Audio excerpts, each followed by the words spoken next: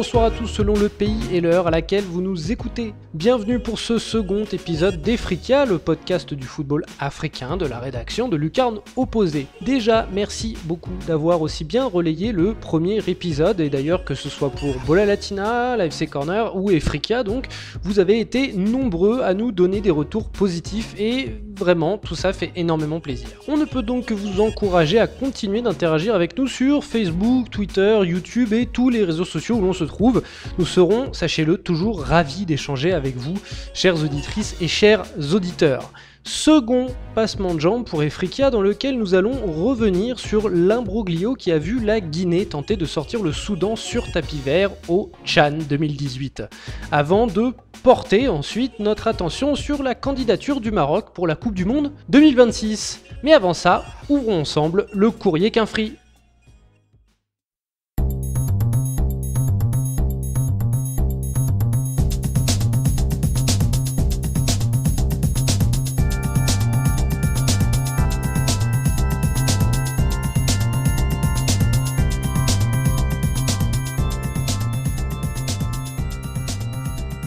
Partons en Afrique du Sud où le Supersport a mis à l'essai l'ailier allemand Kevin Schindler dont le nom a été rayé de la liste des joueurs du FC Cincinnati en USL. L'ancien du Werder aurait pour mission de pallier au départ de Jeremy Brockie parti au Mamelodi Sundowns ces dernières semaines. Du côté du Mamelodi justement, c'est le Colombien Leonardo Castro qui fait les frais de l'arrivée du Néo-Zélandais. L'ancien joueur de l'Alianza Lima, formé aux Millonarios de Bogota, a choisi de rester en première Soccer League et rejoint donc les troupes du Kaizer Chiefs. Histoire de faire un tour complet du football sudaf, c'est donc ce fameux Mamelodi Sundowns qui domine les débats à l'approche du dernier tiers.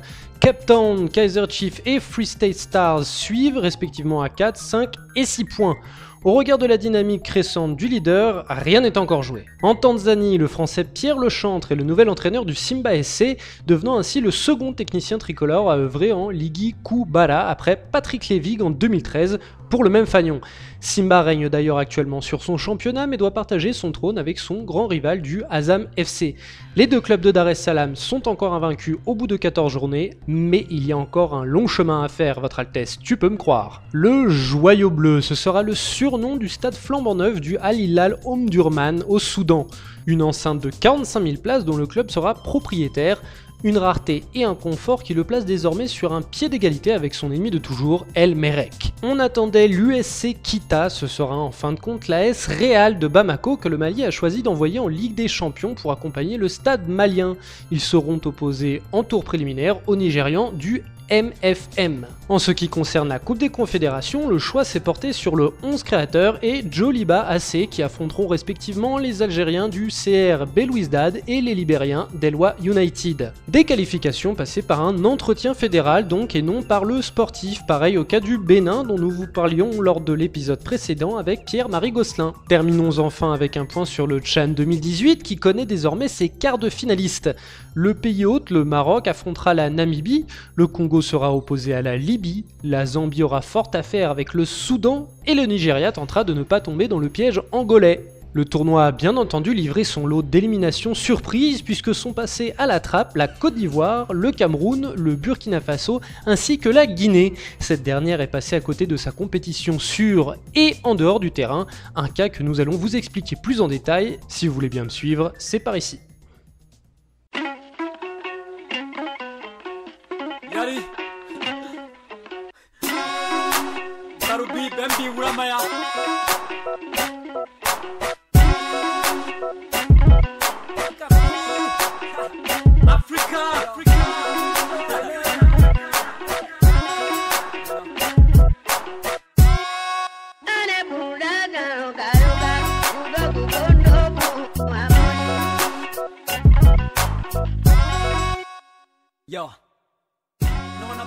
Et pour évoquer cette affaire, c'est Pierre-Marie Gosselin qui nous rejoint. Comment vas-tu Pierre-Marie ? Bonjour Simon, bonsoir à tous. Ben écoute, ça va très bien. Et toi ? Bah écoute, moi ça va très bien aussi, hein. Ma foi, tout va bien. Toi tu n'es pas encore rentré à Cotonou là ? Non, toujours à Paris. Je suis en train de mesurer la montée de la Seine heure après heure pour pas me retrouver les pieds dans l'eau.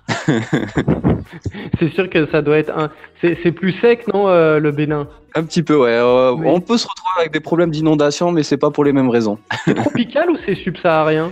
Non, c'est tropical, ouais. Quand tu es au niveau de Cotonou, bon, c'est tropical, mais avec la mer, donc c'est un climat quand même assez humide, mais avec beaucoup de vent, donc c'est assez agréable quand tu es à Cotonou. Très bien, d'accord. Bah ma foi, écoute, je connais un petit peu les climats tropicaux, mais je crois que nos auditeurs le savent depuis, depuis un petit moment que je connais les climats tropicaux. Enfin bref, on est là pour discuter, pour parler, pour que tu nous expliques le cas de la Guinée. La Guinée la Guinée de Florentin Pogba, sans Florentin Pogba, puisque la CHAN, on le rappelle, ne concerne que les joueurs qui évoluent dans les championnats locaux.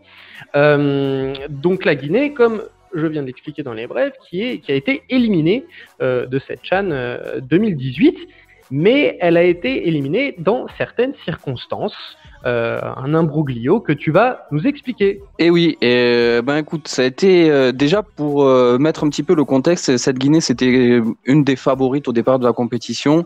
Ils ont une équipe qui se base sur un fort contingent de l'équipe du Oroya. Oroya, c'est l'équipe qui avait fait la meilleure équipe guinéenne à l'heure actuelle, qui avait fait un très bon parcours en Coupe de la CAF. Ils étaient dans le groupe avec les 2 finalistes de Super Sport et du TP Mazembe. Ils se sont fait éliminer à la dernière journée au goal average. Donc c'est pour montrer un petit peu la valeur que peut avoir ce groupe guinéen, sachant que leur colonne vertébrale est principalement constituée des joueurs du Oroya comme Ibrahima Sory-Sankone au milieu, Sekou Kamara en attaque ou Alseni Bangoura en défense.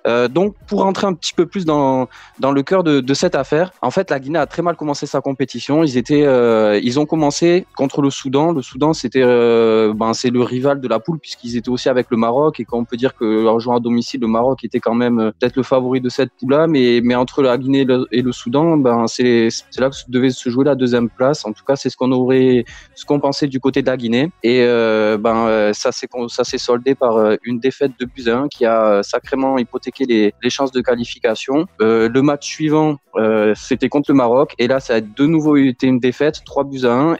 Mais cette fois-ci, c'était la défaite de trop pour le président Antonio Soare. Antonio Soare, qui est le président de la Fédération guinéenne de football, la FEGIFOOT, mais également du club du Oroya. Donc, vous voyez, il est au four et au moulin, comme on dit.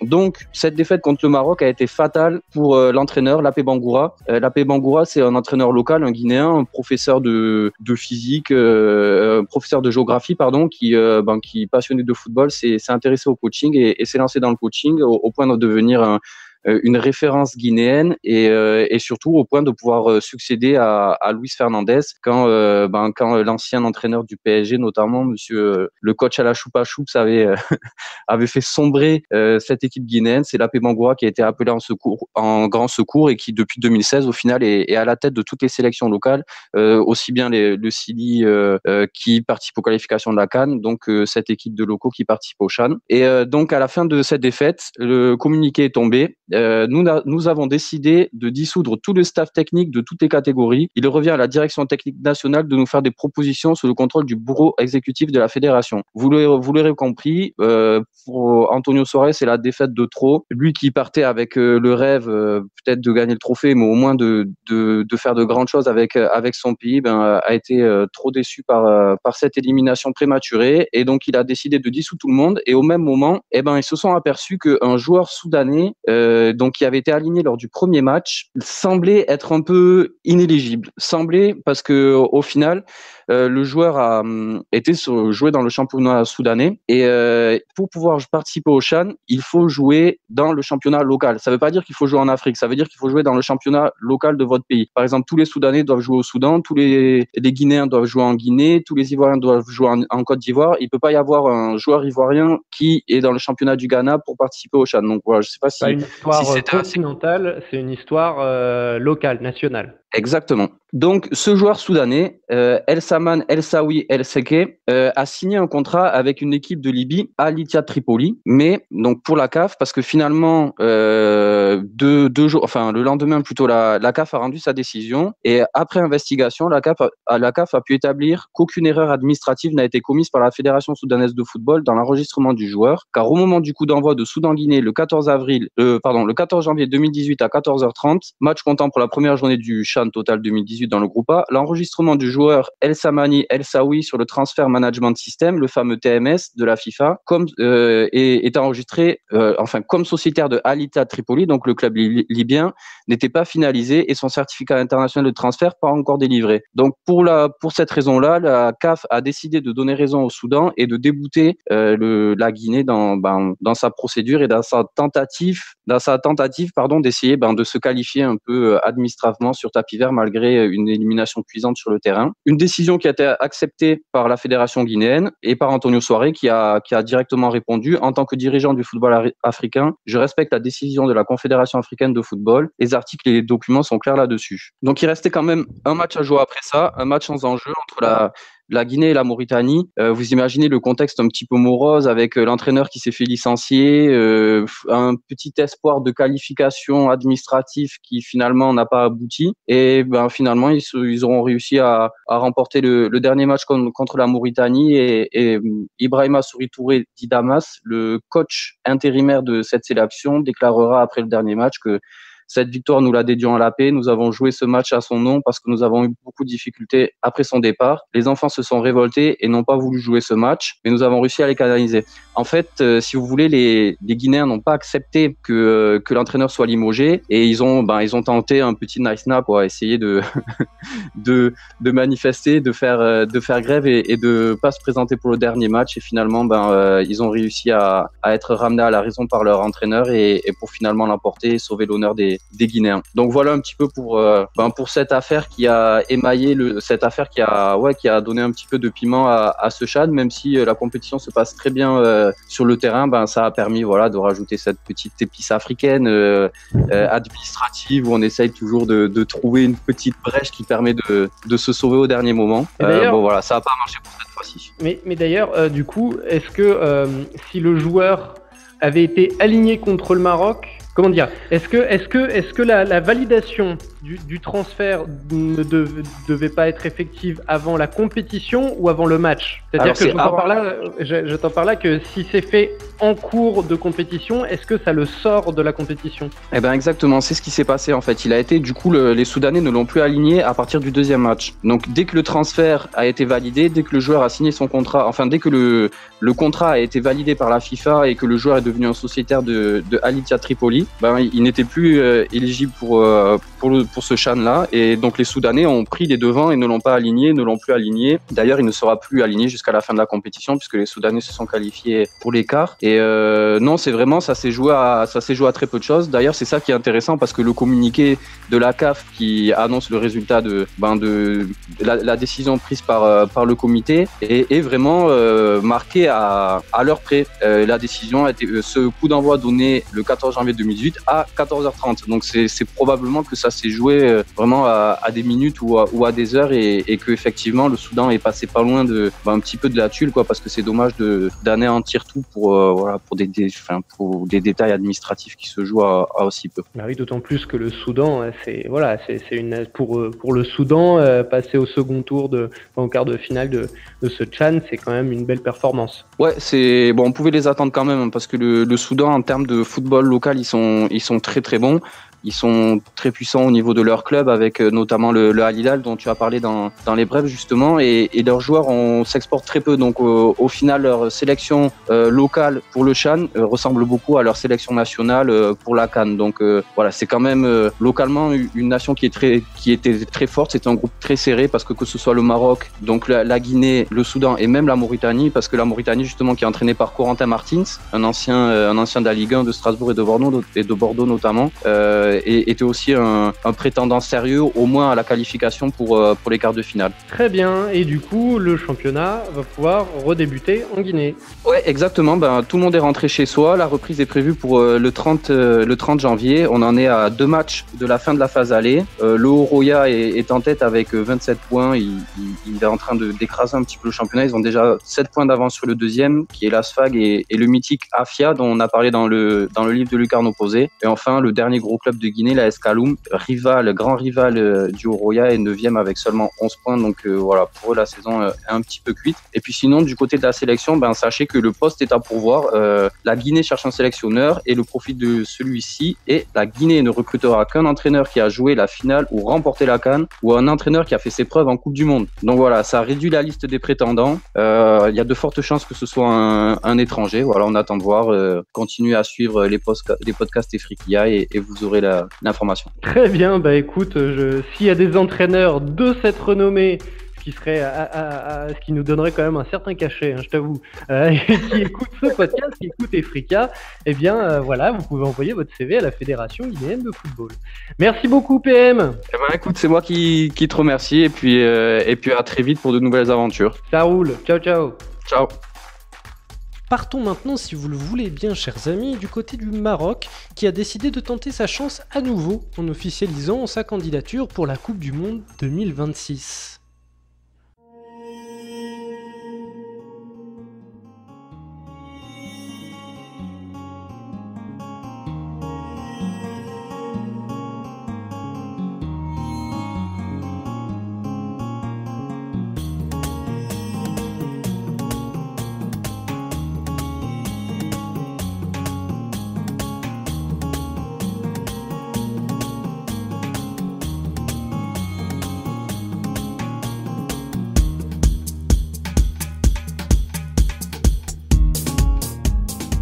Et pour évoquer cette candidature qui fait peut-être peur à Monsieur Trump et ses amis canadiens et mexicains, qui sait, j'accueille bien entendu Farouk Abdou. Comment vas-tu, Farouk ?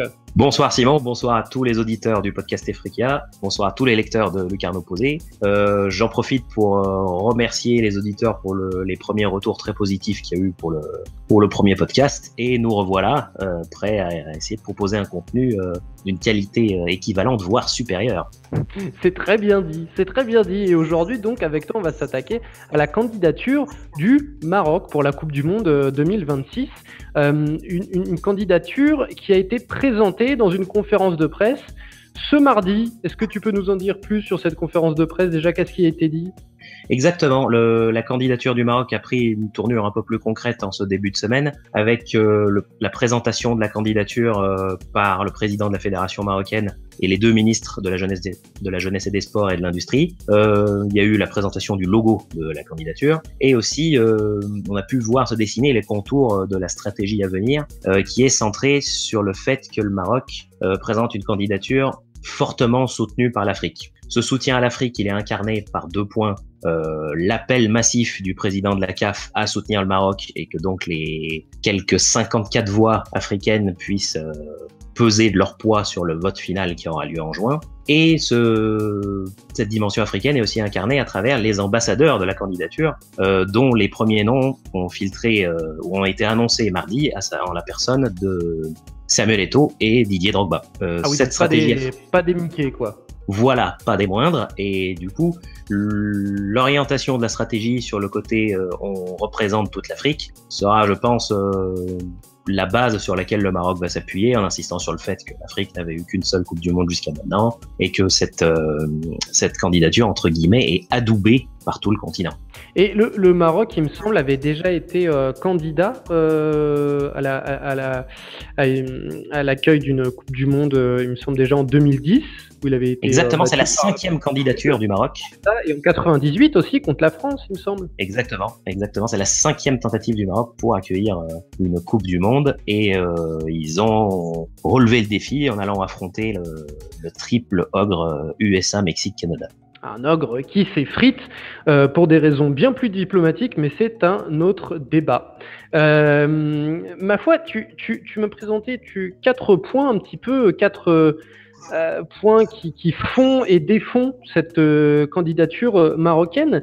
Le premier, il est assez intéressant et je suis tout à fait d'accord avec toi, c'est le côté échange de culture footballistique qui, selon toi, ne demande qu'à arriver au Maroc, peut-être parce que le Maroc et le football nord-africain, la culture du football nord-africain est trop méconnue et qu'elle ne demande qu'à être partagée avec d'autres cultures et elle-même de s'imprégner d'autres, c'est ça? Voilà, je pense que le premier point positif que je voudrais soulever, alors que beaucoup de choses ont été dites sur la candidature, c'est essayer d'aborder ça avec un angle un petit peu différent et l'enrichissement sur le plan de l'échange culturel footballistique qui aurait à voir la Coupe du Monde 2026 organisée au Maroc. Je vais me baser sur une expérience tirée de l'organisation du Maroc, l'organisation par le Maroc de la Coupe du Monde des clubs 2014. Il y avait 7000 supporters argentins qui étaient venus soutenir San Lorenzo à Marrakech pour la demi-finale. Les Argentins en arrivant étaient assez surpris en voyant qu'une bonne partie de la population marocaine soutenait le Real Madrid. Ils étaient assez intrigués, ils connaissaient pas le contexte local et ils se demandaient comment un club étranger puisse être autant soutenu par les Marocains. Et j'ai assisté moi-même à beaucoup d'échanges entre les fans de foot locaux et les Argentins pour essayer de leur expliquer d'où est-ce que ça venait que le Maroc se passionnait pour le foot espagnol, qu'il y avait beaucoup de fans de Real et du Barça. Du coup, il leur a étayé les arguments d'où est-ce que ça venait, que le Real était venu jouer des matchs de prestige dans les années 70, que la proximité du pays et que le nord du pays captait toutes les chaînes espagnoles, le fait que beaucoup de Marocains soient allés s'expatrier pour jouer en Liga dans les années 90. J'ai vu des Marocains essayer d'expliquer à des gens qui ne connaissent pas du tout le pays, qui connaissent pas du tout le football de ce pays, essayer de leur expliquer comment est-ce qu'ils voyaient le foot espagnol et leur expliquer pourquoi il y avait autant d'enthousiasme. Et à part cet exemple qui présente un échange de culture footballistique à petite échelle, le continent asiatique et le continent américain dans son ensemble tireraient beaucoup d'enrichissement au niveau des populations qui vont se déplacer, à essayer de connaître la ferveur et comment le football est vécu dans un pays qu'ils ne connaissent pas trop, où il n'y a pas eu beaucoup de flux de supporters ou de touristes tout court qui vont au Maghreb ou en Afrique. Ils pourraient même découvrir d'autres aspects qui sont liés à l'importance du Maroc au niveau africain, que ce soit la façon avec laquelle ils ont bien figuré au CAN, dans les compétitions des clubs, etc.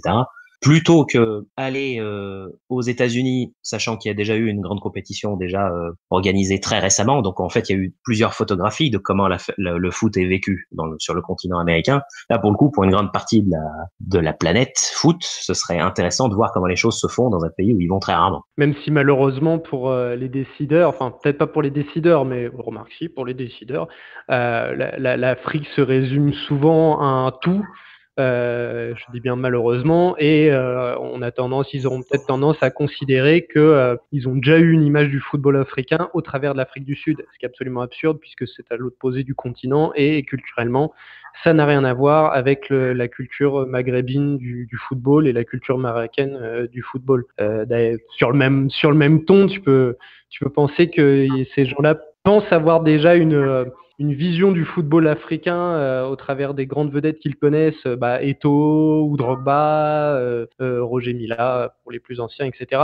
Mais en fin de compte, encore une fois, on parle de l'Afrique de l'Ouest subsaharienne et absolument pas du reste de l'Afrique. On la généralise un peu. Donc toi, vraiment, tu penses que... ça, c'est clair, je suis totalement d'accord avec toi que l'échange ne peut qu'apporter à la connaissance de tout le monde, notamment des Asiatiques et des Américains qui connaissent peut-être beaucoup moins le Maghreb que des Européens, mais je ne sais pas si ce sera un atout pour la candidature. Non, il faut être conscient que ce point ne rentre pas dans la ligne de compte ni pour le vote, ni pour la manière d'évaluer le dossier, ni quoi que ce soit, mais je voulais en parler parce que ça pouvait être une perspective intéressante. Je repense à un autre exemple qui me vient à l'esprit. Pour beaucoup de supporters de sélections qui sont un petit peu chauds et qui adorent suivre leur sélection, ils verraient d'un très bon œil, si par exemple ils affrontaient le Maroc, de voir comment la sélection est soutenue à domicile à Casa depuis que l'exil a été terminé. En fait, depuis les qualifs de la Coupe du Monde 2010, le Maroc s'était exilé à Marrakech parce que le public de Casablanca était assez exigeant et que ça pouvait être une pression vraiment importante. Là, on est revenu sur une configuration où si jamais, même dans un futur proche, je pense que ça va durer, d'avoir un stade de Casa avec une population qui avoisine les 80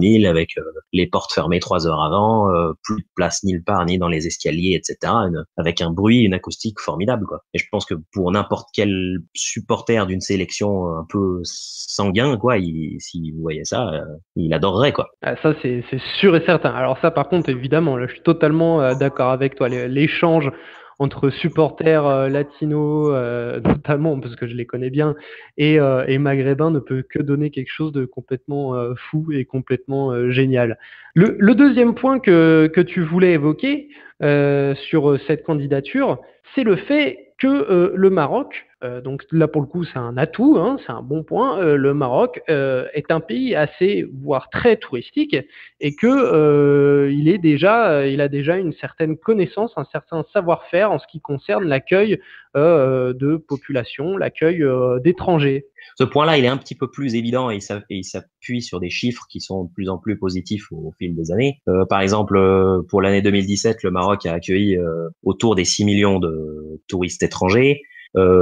Quand je reprends l'exemple des compétitions à petite échelle qu'il y avait eu en 2013 et 2014, tout avait roulé correctement parce que je parle bien des infrastructures sur les capacités d'accueil. Pour les autres infrastructures, on y reviendra un petit peu plus tard. Mais là-dessus, donc on parle bien hôtellerie, voilà. exactement. Et capacité de rapidité de prise de contact, de réactivité aussi pour assurer la sécurité. Le Maroc, à plusieurs endroits, voit arriver des flux de touristes continuellement. Et je pense que pour un contexte de Coupe du Monde, là-dessus, sur ce point-là en particulier, ce sera très bien rodé. Et je pense que pour 95% des cas, ça va rouler, je pense. Vu les infrastructures qu'il y a, la capacité d'accueil, l'habitude de prendre en charge des touristes étrangers, je pense qu'à ce niveau-là, il n'y a pas d'inquiétude à se faire. Oui, parce qu'on a tendance parfois à se représenter, et notamment en travers de ces représentants que sont des gens comme Jamel Debbouze ou Gad Elmaleh au travers de spectacles. J'ai ça qui me vient en tête de gens qui parlent de leurs vacances au Maroc. Et on a toujours ces sketchs de Jamel et Gad qui nous rappellent, qui nous donnent une image de l'accueil marocain comme génial, mais comme très bordélique. Toi, tu nous rappelles que voilà, que pour Jamel et Gad, c'est du comique, voilà, il y a le ressort comique, etc., il l'utilise comme ça, mais que dans les faits, il y a quelque chose de bien plus professionnel, voilà, ils sont tout à fait à même de le faire. Je reprends l'exemple en particulier de cette compétition que j'avais couvert à la Coupe du Monde 2014. J'avais discuté avec des supporters, il y avait quelques supporters, les Mexicains de Cruz Azul, Sydney Wanderers, qui avaient dit oui, on a entendu beaucoup de choses sur la montée de la menace terroriste, toujours la suspicion d'Ebola, etc. Mais nous, quand on s'est pointé, on a vu que entre la communication qu'il y avait eu sur place, sur il faut faire gaffe, etc., et la réalité des choses, il y avait eu un gap important et que tout s'était bien passé, quoi. D'accord. Et concernant les infrastructures, les structures, parce que là, donc, on est plus dans l'accueil, dans le savoir-faire humain, et dans certaines structures, quand même, tu le rappelles, hein, l'hôtellerie. Mais par contre, en termes de structure, tu es un petit peu plus pessimiste. Peut-être pas pessimiste, mais tu as tendance à penser qu'il y a énormément de travail, plutôt les structures concernant donc les transports, les stades. Alors, au niveau du discours qui a été présenté au niveau de la conférence de presse, ce qui est clair, c'est que le Maroc dispose déjà de 6 stades qui, je pense, ne feront l'objet que de très légères modifs pour être aux normes, et d'autres stades qui sont en cours de construction, notamment le grand stade de Tétouan et le stade à Oujda. Le Maroc a dit qu'il serait prêt à être dans les temps pour que tous les stades soient prêts, et la possibilité aussi qu'il y ait des stades modulables qui soient autour des 45-50 000 au moment de la compète et qui reviendraient à une échelle un peu plus raisonnable après la compétition. Mais ce qui je pense pose question aussi, c'est les infrastructures qui entourent les stades. Et je pense en particulier à deux points qui sont liés au transport. Je reprends pareil, c'est mon référentiel de base, la Coupe du Monde des clubs 2014. Il y a beaucoup d'Argentins qui s'étaient déplacés en indépendant. En indépendant, c'est-à-dire qu'ils ont juste le billet pour le stade et pour le transport, ils se débrouillent. Alors que tous ceux qui avaient le voyage tout frais compris, il y a un bus spécial qui les emmène du stade de leur hôtel jusqu'au stade. Les indépendants sur place ont constaté d'une part que le grand stade de Marrakech était à une quinzaine de kilomètres du centre-ville et qu'il n'y avait pas de transport public pour y aller. Il y avait, hormis un petit bus régional qui passait une fois par heure et qui était connu que des locaux, et encore il passait vraiment loin du stade, il n'y avait pas à ce moment-là de bus pour pouvoir transporter tous les supporters. On s'est retrouvé avec pas loin de 3-4 000 Argentins qui soit louaient des bus touristiques à l'arrache pour essayer d'aller au stade le jour du match, soit qui payaient bonbons à cause des taxis, et encore les taxis ne pouvaient pas les emmener jusqu'au stade, ou ils se farcissaient les 12-15 bornes à pied pour y y aller et pour revenir. Ce problème-là qui s'était présenté en 2014, certes, même si les infrastructures se développent et le Maroc mise beaucoup sur la perspective d'avoir la Coupe du Monde pour accélérer le développement de tout le réseau qui entoure les stades, il se peut que ce problème se représente, même si là c'était contextuel et un exemple précis. S'il y a d'autres stades qui sont un petit peu loin et que les transports n'ont pas été vraiment mis à une échelle conforme à la construction du stade, ça peut entraîner des problèmes. Mais en tout cas, pour cette compète-là en particulier, je repense à l'exemple où ça avait été quand même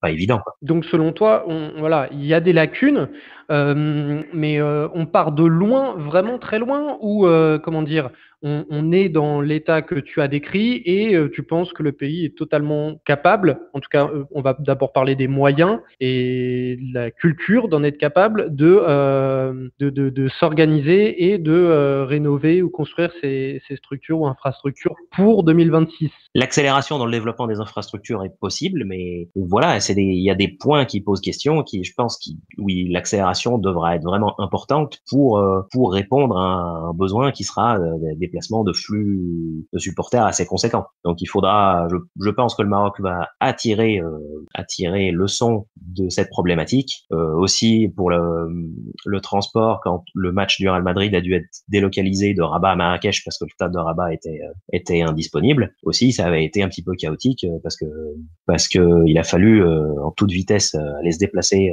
quelques centaines de bornes pour aller à l'autre stade voir le match. Ça a entraîné aussi des flux qui étaient un petit peu chaotiques. Mais cet exemple prouve que si au niveau des stades, je pense qu'il y a possibilité d'arriver au quota qui est voulu par la FIFA, et il faut que les infrastructures autour se développent vite aussi. D'accord.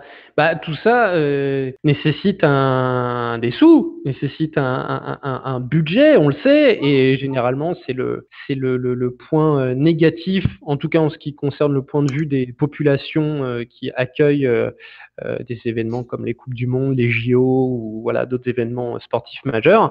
Les budgets sont énormes pour se mettre à jour au niveau des infrastructures. Il est comment le budget du Maroc? Est-ce qu'ils sont capables d'avoir le budget conséquent pour réaliser ça? Alors, je dirais que la mise à niveau des infrastructures ou la construction des stades, c'est une chose. Ça, par exemple, pour les stades de Tétouan et de Doujda, et ça a déjà été budgétisé et de toute façon, les stades seront réutilisés après. Ils ont posé le budget en disant celui-là coûtera autour des 60-70 millions d'euros, l'autre 75-85 millions d'euros. Ça, c'est connu. Ça, c'est des dépenses qui sont connues. Sauf que dans l'organisation d'une compétition, il peut y avoir beaucoup d'impondérables qui font vite monter la note. Et là encore, je pense que les auditeurs du podcast vont penser que j'insiste avec cet exemple, mais comme j'avais couvert la compète, j'y tiens beaucoup. Les Coupes du Monde des clubs 2013 et 2014 organisées par le Maroc. La facture financière, au final, a été 7 fois supérieure à ce qui était attendu. Il était attendu que les dépenses soient autour des 16 millions de dirhams. En définitive, suite à différents facteurs, donc il y a eu le manque à gagner à cause du stade de Rabat qui était inutilisable à cause de l'inondation. Donc les frais de délocalisation ont été importants entre les gens qui ont annulé leur billet, entre les gens qui ont voulu se le faire rembourser, tous les frais supplémentaires qu'il y a eu pour transporter toutes les infrastructures à Marrakech pour faire le match. Il y a eu les invendus de billets, plusieurs surcoûts de ce type-là qui ont fait que sur les deux éditions 2013 et 2014, la facture a coûté 554 millions de dirhams, soit autour des, si je dis pas de bêtises dans la conversion, autour des 50 millions d'euros. Alors que à la base, les coûts de la compétition au départ étaient 7 fois moins. Là, on parle d'une compétition à petite échelle où il y avait une dizaine de matchs. Alors que pour la Coupe du Monde 2026, il y aura 48 équipes. Si je dis pas de bêtises, on sera autour d'une soixantaine de matchs dans différents sites. Certes, l'exemple de la pluie qui a complètement immergé le stade de Rabat, c'était un impondérable. Mais ce type d'impondérable peut aussi arriver, même si la compète est organisée, peu importe où, en été, etc. En Ukraine. Il peut y avoir des problèmes. Ukraine-Pologne 2012. Il me semble que c'est le stade de Donetsk, un France-Suède ou France-Suède. Oui, je crois que c'est France ou France-Ukraine, je ne sais plus. Match de poule où le match avait été arrêté. Mais il a été joué le lendemain d'ailleurs. Il avait été arrêté. Il avait arrêté. Et il y avait eu un petit décalage parce que le terrain s'était transformé en piscine. Enfin voilà, tout ça pour dire qu'en effet, c'est des impondérables qui peuvent arriver ailleurs qu'au Maroc. Mais du coup, il peut y avoir tellement de sources de surcoût, que ce soit si on n'arrive pas à vendre les billets, que ce soit il y avait eu justement des distributions de billets gratuits parce qu'on n'arrivait pas à remplir le stade pour un match. Il peut y avoir des problèmes de délocalisation et ça peut vite faire monter la note. Alors si pour des petites compétitions comme ça, le coût qui a ensuite été supporté par les sponsors et un petit peu par les fonds publics, bah si le coût est autour des 7-8 fois supérieur à ce qui est attendu, alors pour une Coupe du Monde de la FIFA, sachant que la FIFA avec le transport des VIP plus tous les partenaires, etc., ça va vite chiffrer, ça peut poser des problèmes de budget après qui seront astronomiques. Mais parce que moi, évidemment, j'ai l'exemple brésilien sous les yeux.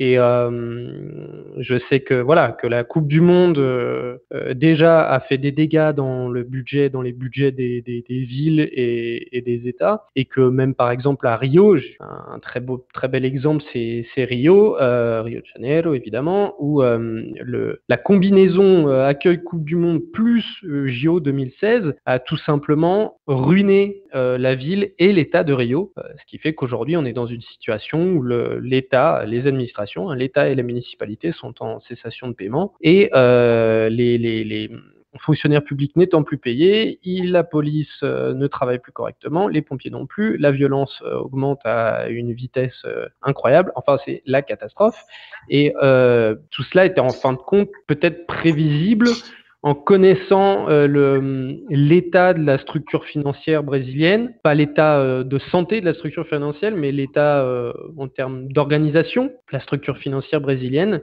publique notamment, et surtout en connaissant le niveau de corruption. Après, tu vas me dire, c'est ceux qui allaient se servir, qui ont évidemment fait le dossier pour pouvoir se servir.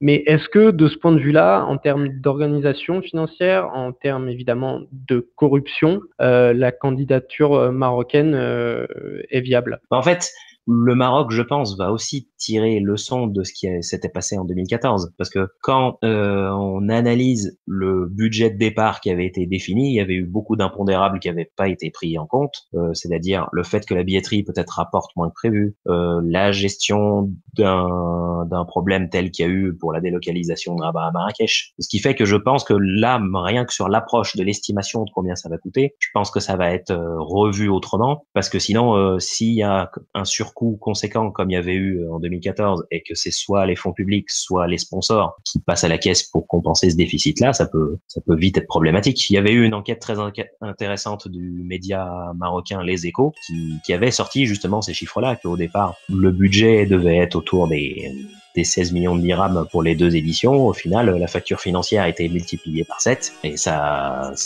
avait vraiment été dommageable au niveau du bilan financier, quoi. D'accord. Et ben j'ai une dernière question.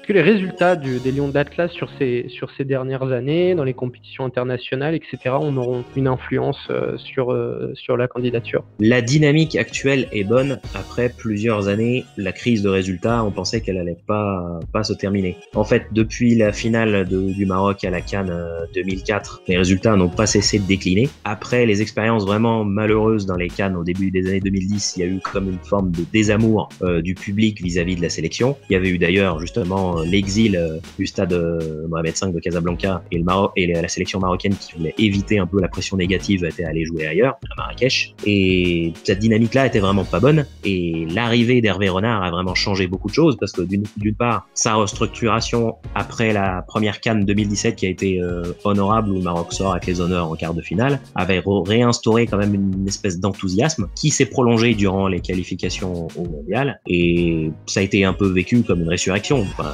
même si les Marocains adorent leur sélection et que ça fait plusieurs années qu'à cause des résultats négatifs, soit ils seraient intéressés un petit peu à leur club, soit il y avait une frange non négligeable qui s'intéressait beaucoup aussi à l'équipe à prime, les locaux, soit au football européen. Et là, les résultats très positifs qu'il y a depuis un an ont réinsufflé une belle dynamique. Après, est-ce que ça aura une influence à côté? Certainement pas, parce que je pense que c'est des choses qui sont dissociées. Mais au moins, les Marocains ont repris goût à suivre leur sélection et je pense que en marge du parcours des Lions de l'Atlas à la Coupe du Monde, où il y a quand même pas un optimisme, mais quand même un enthousiasme de voir l'équipe se mesurer à des gros bras comme l'Espagne et le Portugal, le résultat de la candidature la veille rajoutera un peu d'excitation au moment d'aborder la compétition. Oui, donc si c'est pas forcément le bilan sportif de la sélection qui pourrait être un bon point pour le Maroc, pour la candidature du Maroc, ce serait plutôt ce retour de l'engouement autour de la sélection qui pourrait l'être. Oui, c'est présenter une dynamique qui s'est inversée et qui repart vers le haut.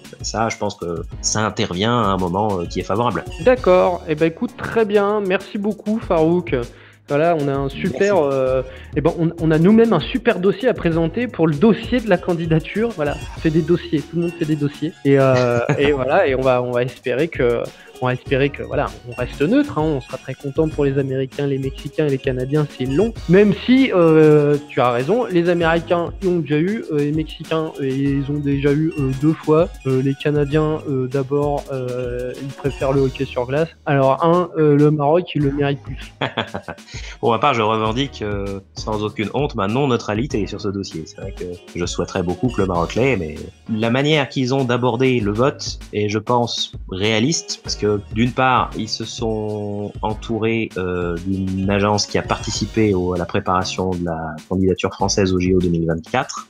Ils ont l'appui, en plus des ambassadeurs renommés tels que Eto'o et Drogba, de l'ancien secrétaire général de la CAF, et surtout, ils misent beaucoup sur cette modification du mode de scrutin, où en plus, fort des 50 voix africaines, ou à peu près 50 voix africaines favorables, le lobbying à côté va être intensif pour grignoter du terrain sur les voix éventuelles que peut ramasser d'office l'autre candidature. Eh ben écoute, moi je reste neutre. Et puis de toute façon, il y a ce fameux roulement, normalement c'est au tour de l'Afrique d'avoir une coupe.